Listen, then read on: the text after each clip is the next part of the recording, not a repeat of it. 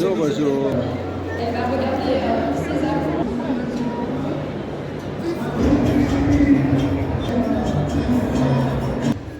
Très joli ce jour. C'est quoi ça? Ah bah, n'hésitez pas à la charcuterie.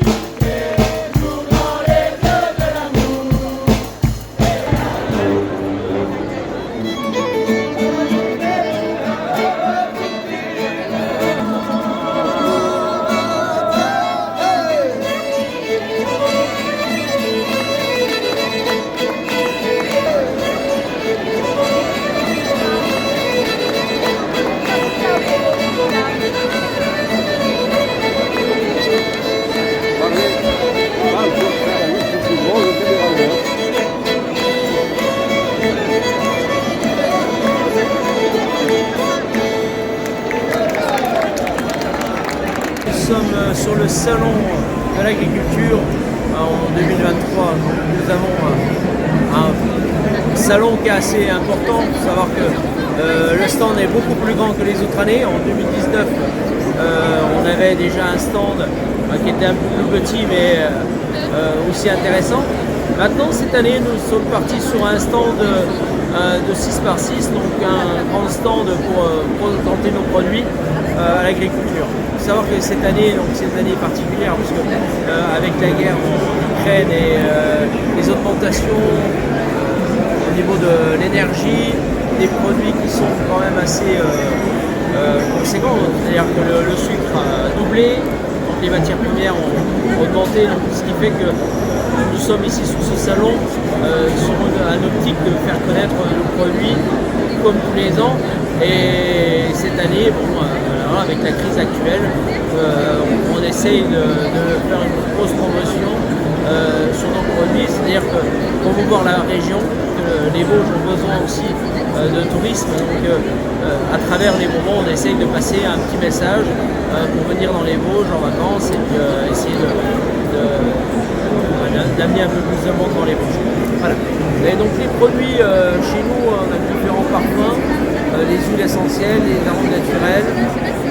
On vend beaucoup par correspondance aussi, parce que la plupart de nos produits partent dans l'Union européenne, également un peu en Asie, en Amérique. Donc on essaye vraiment de faire connaître la France à travers vraiment les produits typiques, originaux, que les Américains, les Japonais, les Coréens ne connaissent peut-être pas. Voilà, donc à travers ces produits-là, on fait découvrir notre région des Vosges. Alors sinon, pour la plupart des produits que nous avons, on a toute une gamme de bonbons.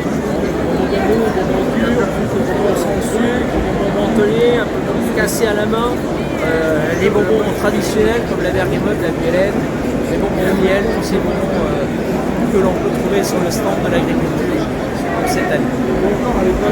Alors la nouveauté, c'est le verveine citron. On a aussi les nouveautés vraiment sans sucre, pour des confondeurs un peu le contre, mais la demande est là, donc à travers nos clients, on essaye de faire pas mal de choses pour faire une promotion, pour vendre nos produits, dont la brisure de bonbons, c'est traditionnel vosgien.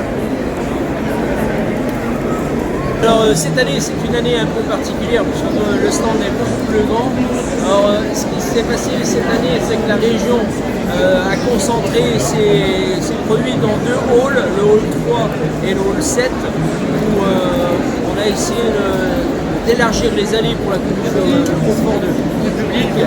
Et donc on se trouve forcément sur 2 halls différents, le 3 et le 7, qui fait que les régions sont un peu éparpillées sur le salon.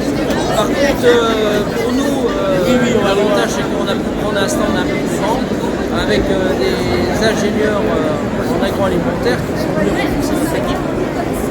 Et au niveau communication, pour nous, c'est important. Après, les frais cette année sont beaucoup plus importants, bien sûr, parce que c'est le stand plus grand, avec une économie locale et une économie générale un peu plus difficile, et aussi tout le monde connaît. Et maintenant, c'est vrai que la fabrication de melons, c'est quand même une fabrication ancestrale avec une chauffe au gaz, les machines qui chauffent avec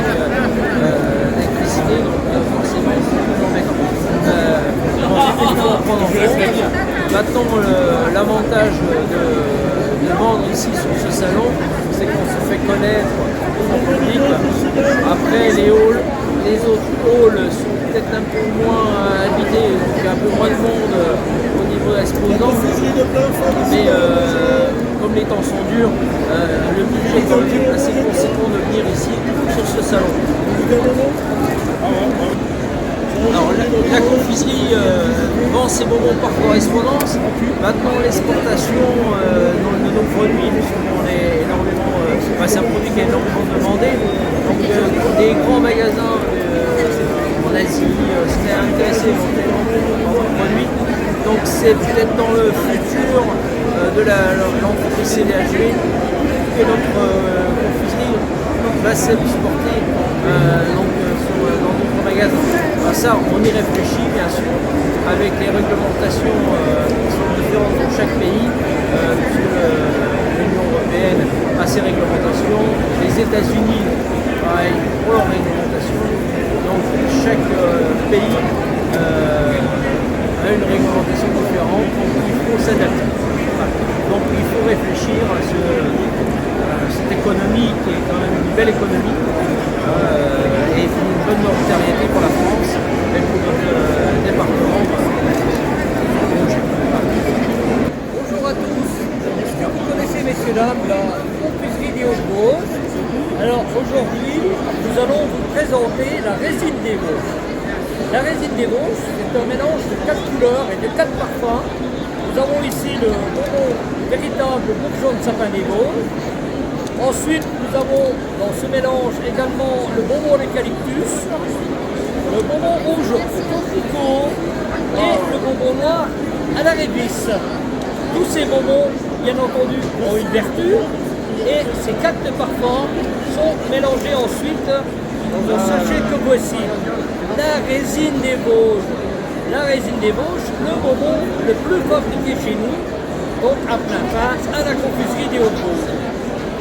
Donc ce sont également les plus parfumés, puisqu'au départ ces bonbons-là sont des plaques. Ce sont des plaques que l'on casse en petits morceaux pour devenir ce que vous voyez là. Mais comme on bon vosgien, on ne jette rien. Avec ces bonbons-là, ensuite on obtient des petites miettes. Et les miettes sont vendues pour faire des infusions. Ah, les fameuses infusions. Les fameuses infusions que je vais vous présenter maintenant. Et regardez, messieurs, là, les miettes entre chaque bonbon, ça donne ceci. Et ça, on s'en sert pour faire soit des infusions, ou soit des inhalations. Et ce sont les miettes de ces petits bonbons-là. Parce que si on ne jette rien, c'est pour vendre un peu moins cher le produit fini. Donc, en bon vosgien, généralement, on ne jette rien. Voilà.